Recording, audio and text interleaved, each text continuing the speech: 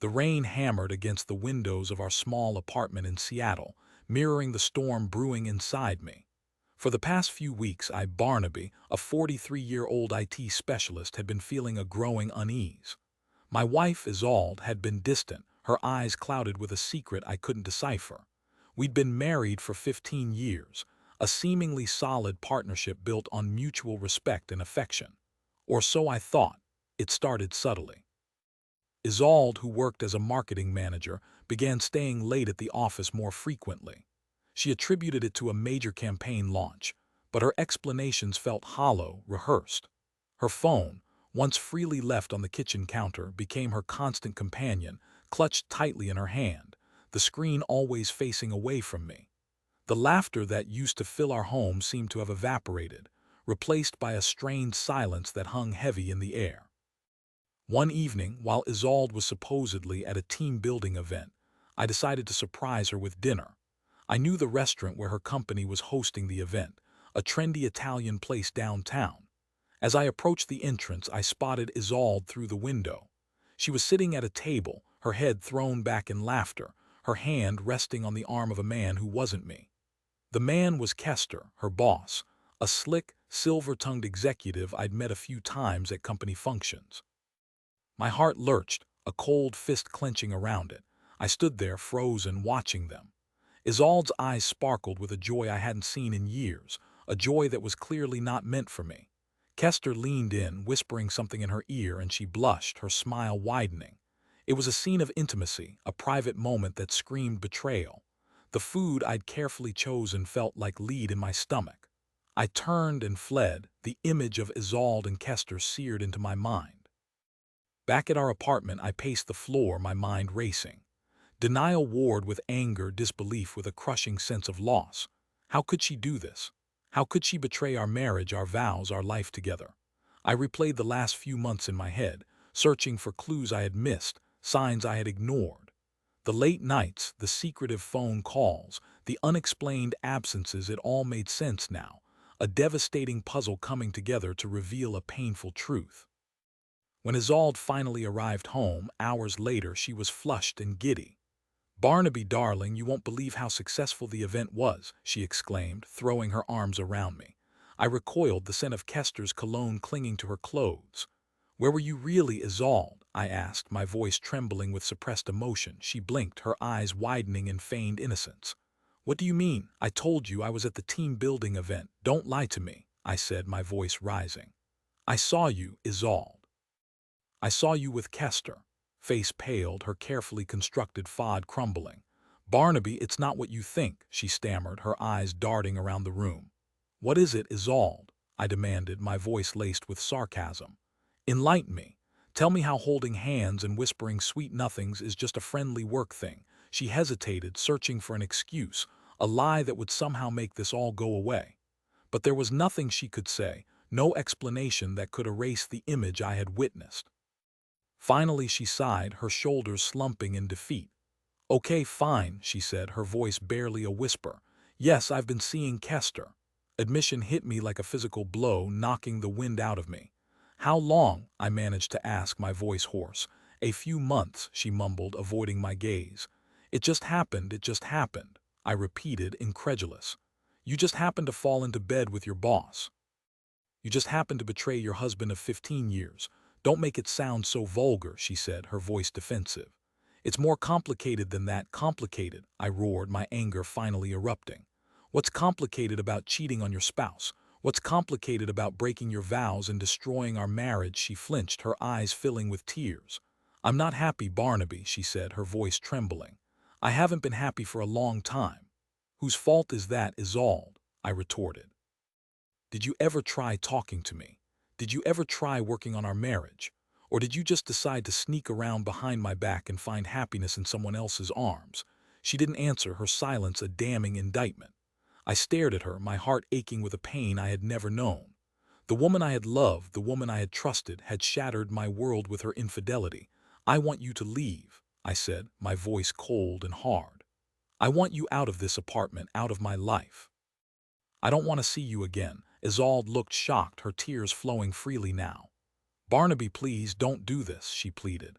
We can work through this. We can go to counseling. We can fix this. There's nothing to fix, Isolde, I said, my voice devoid of emotion. You broke it. You destroyed it. And I'm not willing to waste another minute of my life trying to put the pieces back together. She begged and pleaded, promising to end the affair, to do whatever it took to win me back. But her words were empty, hollow. The trust was gone, irrevocably shattered. I had no desire to forgive her, no desire to salvage what remained of our marriage. I spent the next few weeks in a daze, numb with grief and anger. Isolde moved out, taking with her the remnants of our life together. The apartment felt empty and cold, haunted by the ghosts of our past. I threw myself into my work, burying my emotions in lines of code, trying to forget the pain that gnawed at my insides. My friends rallied around me, offering support and encouragement. My best friend, Griffin, was particularly helpful, listening patiently to my rants and offering sound advice. You deserve better, Barnaby, he said repeatedly. You deserve someone who will love and respect you, someone who will cherish your heart, not trample all over it. The weeks turned into months. The raw pain began to subside, replaced by a dull ache. I started to go out again, meeting new people, exploring new interests. I realized that my life wasn't over, that there was still hope for happiness, even after such a devastating betrayal. One evening, while at a local bar with Griffin, I ran into a former colleague, Clementine. We hadn't seen each other in years, but we struck up a conversation, catching up on each other's lives. I learned that Clementine was recently divorced and was also navigating the treacherous waters of singlehood. We started spending more time together, going for walks, grabbing coffee, sharing our stories. I found myself drawn to her warmth, her intelligence, her genuine compassion. She understood my pain, my fears, my hopes. She had been through similar experiences and knew what it was like to have your heart broken. One night, after a particularly enjoyable evening, I walked Clementine to her car. As she turned to leave, I reached out and took her hand. "Clementine," I said, my voice trembling slightly. "I've really enjoyed spending time with you. You've made me feel alive again," she smiled, her eyes sparkling in the moonlight. "I've enjoyed spending time with you too, Barnaby," she said softly. "You're a good man and you deserve to be happy." I leaned in and kissed her, a tentative, gentle kiss that spoke volumes. It was a kiss of hope, a kiss of healing, a kiss of new beginnings.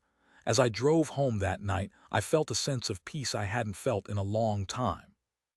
The pain of Isolde's betrayal was still there, a scar on my heart, but it was no longer consuming me. I had survived the storm and I was finally ready to move on, to embrace the possibility of a brighter future. But the story doesn't end there. A few months later, I received a phone call from an unfamiliar number. Hesitantly, I answered. It was Kester Barnaby, he said, his voice strained. "I need to talk to you." "Have nothing to say to you," I replied, my voice cold. "It's about Isolde," he said. She's been diagnosed with a serious illness." My heart skipped a beat. Despite everything, a part of me still cared about Isolde. "What kind of illness?" I asked, my voice softening slightly. It's cancer," he said. "And it's advanced." I was stunned into silence. "Cancer, Isolde?" It seemed impossible, unreal. "She doesn't have anyone else to turn to," Kester continued. "Her family has disowned her because of the affair, and I can't handle it. I'm not strong enough to be there for her." I could hear the desperation in his voice, the guilt that was eating him alive. "Why are you telling me this, Kester?" I asked, my voice weary. Because I know you're a good man, Barnaby," he said. "And I know that deep down you still care about her. Please, just consider helping her." I hung up the phone, my mind reeling. Isolde, sick with cancer, abandoned by her family and her lover. It was a cruel twist of fate, a karmic retribution for her betrayal. I wrestled with my conscience for days, torn between my anger and my compassion. Should I turn my back on her, let her suffer the consequences of her actions? Or should I offer her a helping hand, even after everything she had done? Finally, I made a decision. I called Kester back and told him that I would visit Isolde. The visit was difficult, emotionally draining. Isolde was frail and weak, her once vibrant eyes now dull and lifeless. She looked older, worn down by the illness and the weight of her regrets. "Barnaby," she whispered, her voice barely audible. "Thank you for coming." I sat down beside her bed, my heart aching with a mixture of pity and resentment. "How are you feeling, Isolde?" I asked, my voice neutral. "Terrible," she said, her eyes filling with tears. The doctors say there's not much they can do. I reached out and took her hand, my touch gentle and hesitant. I'm sorry, Isolde, I said, my voice sincere. She squeezed my hand, her grip weak but firm. I know I hurt you, Barnaby, she said, her voice trembling. I know I made a terrible mistake, and I'm so sorry. I never meant to cause you so much pain. I nodded, unable to speak. The anger I had harbored for so long seemed to dissipate in the face of her suffering. I realized that holding onto that anger would only hurt me. That forgiveness was the only way to truly heal. I spent the next few weeks visiting Isolde regularly, offering her comfort and support. I helped her with her medical appointments, ran errands for her, and simply sat with her, listening to her stories and her fears. It wasn't easy. There were moments when the old anger would resurface, when I would be tempted to remind her of her betrayal. But I resisted the urge, focusing instead on her present needs, on her suffering.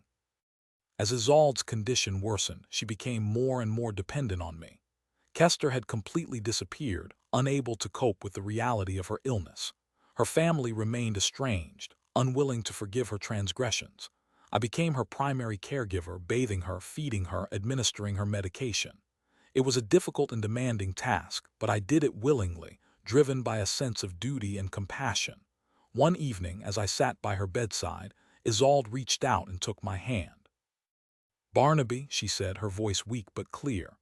I want to ask you something. What is it, Isolde? I asked, my voice gentle. I want you to know that I'm grateful, she said, her eyes filling with tears. Grateful for your forgiveness, grateful for your kindness, grateful for your love. I smiled, my heart aching with a mixture of sadness and relief. You don't have to thank me, Isolde, I said. It's what anyone would do. No, Barnaby, she said, shaking her head weakly. Not anyone, only you. You're a truly good man, and I'm so lucky to have had you in my life. She closed her eyes, her breathing becoming shallow and labored.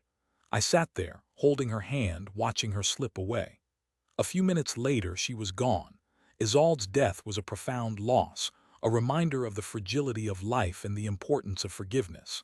I mourned her passing, not as a lover, but as a friend, as a fellow human being who had made mistakes but had ultimately sought redemption. I continued to see Clementine, and our relationship blossomed into something beautiful and meaningful. She understood my past, my pain, my capacity for forgiveness. She loved me for who I was, flaws and all. I learned that life is full of unexpected twists and turns, of heartbreak and healing, of betrayal and forgiveness. And I learned that even in the darkest of times, there is always hope for a brighter future. The final twist came a year after Isolde's death. I received a letter from a law firm informing me that Isolde had left me her entire estate. I was shocked. She had never mentioned anything about a will, and I had assumed that her assets would go to her family. As I read the letter, I discovered that Isolde had secretly amassed a considerable fortune through shrewd investments. She had left it all to me as a final act of contrition, a way to make amends for the pain she had caused. I was overwhelmed with emotion. Isolde's final gesture was a testament to her remorse, a symbol of her enduring love despite her betrayal. I decided to use the money to create a foundation in her name, dedicated to helping cancer patients and their families. It was a way to honor her memory, to transform her pain into something positive, to give back to the world in a way that she would have wanted. And so my story comes to an end. A story of betrayal, forgiveness, and ultimately redemption. A story that reminds us that even in the face of unimaginable pain, there is always hope for healing, for growth, and for a brighter future.